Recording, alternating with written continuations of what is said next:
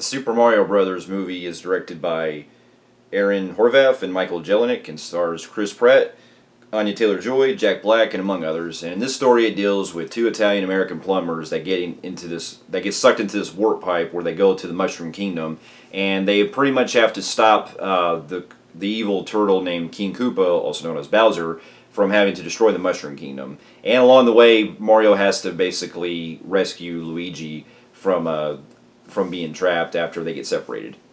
Now, here's a little backstory. Now, this movie was in my radar for a little bit after hearing the news for it because growing up, as you can tell, I'm a huge Mario fan. It's always been one of my all-time favorite franchises growing up, even as a kid. I haven't played much of like some of the later stuff, but I have played a lot of the early ones, especially the first one and the third one. Mainly the third one, especially when I was a kid. Also Super Mario World and also the biggest one, surprisingly, was Super Mario 64. Like, those games were such a classic and left such a huge impact for me that basically got me into gaming as a whole. And just the way that you're able to, jump on the little Goombas and stuff, and being able to, go through this whole Mushroom Kingdom and everything. It's just so much fun, and just it always has so much what you expect from this kind of fantasy world. And just Mario himself has always been one of my favorite all-time video game characters, and he not only cracks me up, with his funny voices that he makes in the games, especially in Mario 64, but it's just he's what you call just a all-around just charming and very fun character.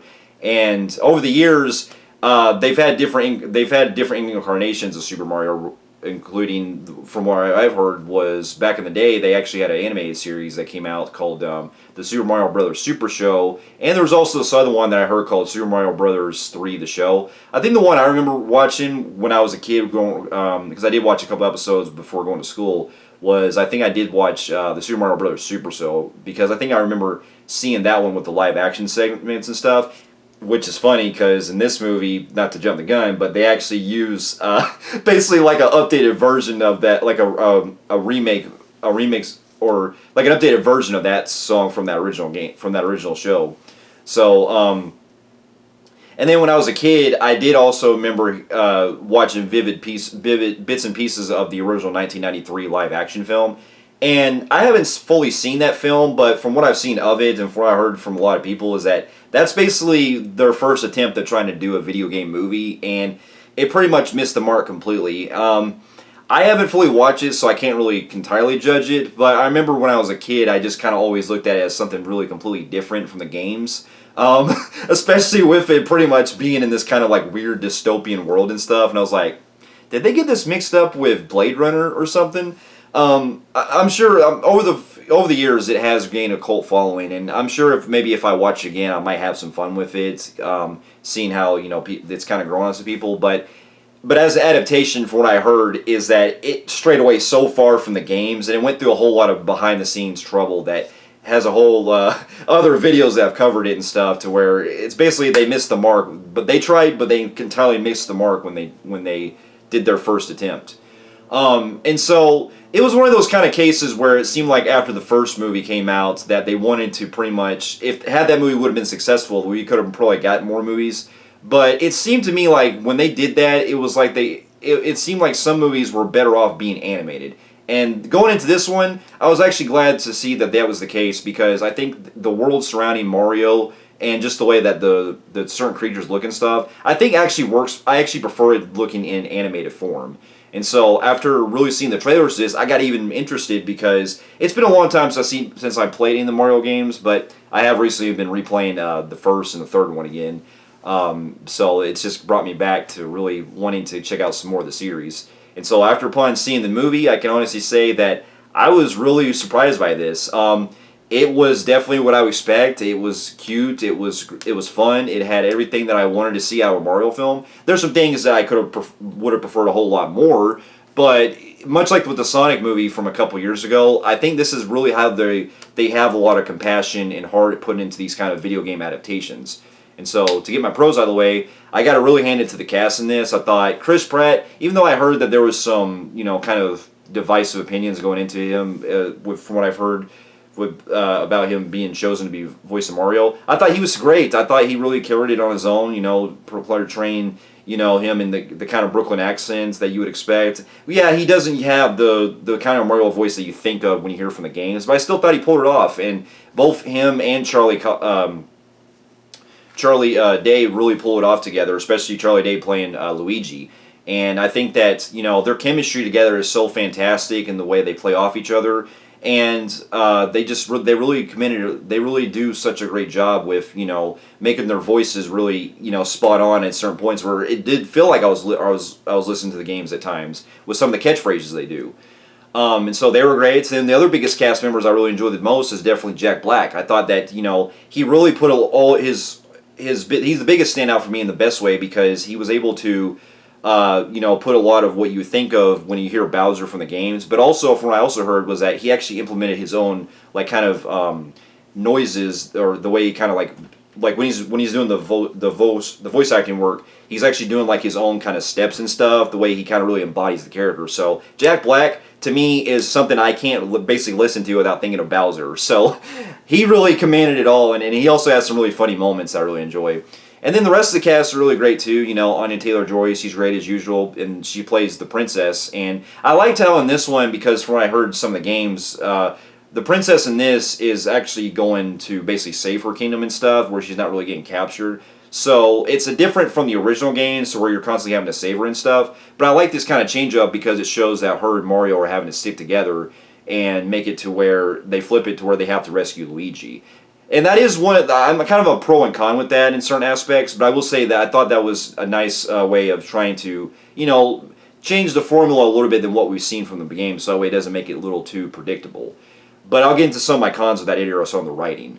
But, you know, the rest of the cast are good too. You know, hearing Seth Rogen was fun as Donkey Kong. Yeah, he doesn't really have much of a Donkey Kong type of voice that you would kind of expect, because it really is Seth Rogen just playing Seth Rogen. But I still thought he had funny parts that I enjoyed, and I thought that he really did a fine job as Donkey Kong.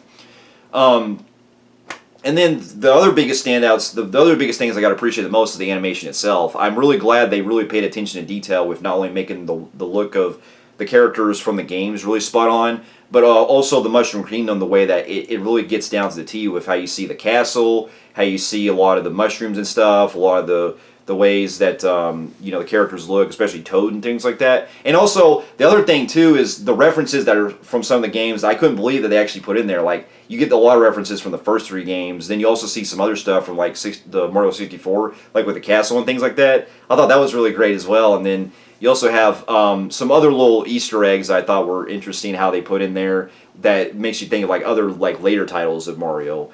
And then, not going to spoil anything, but they also do get into some stuff that I really enjoy with how Mario is having to go into these different little power-ups that he comes across, like you see in the games. And when they implement stuff in the later third act of the film, I thought it was really fun and cute. And it really got me so excited because it was something I remember so much playing from the games. But I'll leave it there because I don't want to spoil anything. On top of that, the way that the camera angles work in certain ways where you see it like kind of side-scrolling and Mario jumping on certain things, that to me is how you really do a Super Mario Brothers movie. And then the other biggest thing I have to say the most is, as far as getting into the story, the movie is very good at a fast pace with taking it, not really holding back on trying to really get from point A to point B. And the way that it kind of moves into this kind of brother aspect I thought was very sweet and charming, especially with Mario and Luigi's brotherhood, that they really, you know, love each other and you know, they're a team together.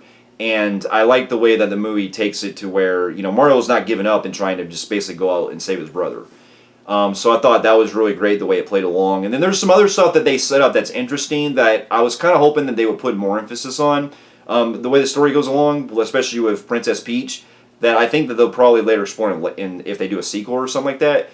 And so there's certain aspects that I do enjoy with the story, but I will get into more of my cons of that, what kind of holds it back. But to get my other pros, I will have to also say too, the 3D was fantastic in this. I thought, you know, being immersed in this world, you could see a lot of this, it popping out on the screen and stuff, and being able to really make you feel like you're in the Mushroom Kingdom. And the other biggest thing I have to say as well is also the music. Very spot on, especially from the games. Not only did they incorporate a lot of stuff from the original games, the original 3, but even some of the later titles, like hearing like certain music cues from the from Super Mario 64 was just, it was such a, it just left such a smile on my face throughout the entire film. Now, if I had to get into some of my cons, I will have to say that the movie, even though it does run a little over an hour and a half, it is very quick and fast-paced to where you don't really get a whole lot of time spent with a lot of the ways that the movie fleshes a lot of things out. Because it is a very paper-thin plot where you're just having Mario go to rescue Luigi. And I think what holds it back in that regard is the fact that in the beginning, we do get to spend some time with Luigi and Mario for a good little bit, but then when they separate, that's when the movie kind of feels like it needed more with them together. Because I think that the best part about having a Mario Brothers movie is when you separate them, you don't really have, like, it takes away a lot of the charm that you would see from the games. And yes, there are, I know a lot in some of the later titles like Mario 64 and stuff like that where you are playing as Mario by yourself and stuff, where Luigi's not around. But the early games, you still had it to where, like, especially playing the two-player options, you're still playing with Luigi. And so that's why I feel like just not having them together, it does kind of hold it back to where they don't really spend a whole lot of time with them, you know, having each other, like, by their side and going on their adventure together. So I thought that did hold it back, even though it was interesting how they switched up on the formula. The other biggest thing is that I felt like, you know, the movie, I'm not really looking for much of a very high, complex story for Mario and stuff, but when you're taken into this world, it's good to kind of do some other world building that I think that they could have really done more with, so to speak, especially when we get to see a little bit more of what Princess Peach's backstory comes from, because we kind of get just like a quick glance and then it's over. But that's just really more of coming from like a story's perspective of the writing that holds it back, because overall I still was smiling throughout this film to where I was so entertained that, you know, I was able to kind of just oversee some of that stuff because I had such a great time. And so with that being said, despite a lot of things that from the writing that, you know, holds back from being like a, you know, like an actual movie, if you're looking for a straight-on just fun adaptation of a game and stuff, this is definitely one of the best examples to go to and how you do it right. I will say that this is definitely going to hold as one of the biggest surprises of the year for me, and with that, I'm going to give the movie a compelling grade on the Film Freaks meter. So, for those of you who have also seen the Super Mario Brothers movie, and also if you've seen the other incarnations of Mario and played the games, let me know in the comments what you thought about it, and thank you so much for watching, and I'll see you in my next review. I'll see you later.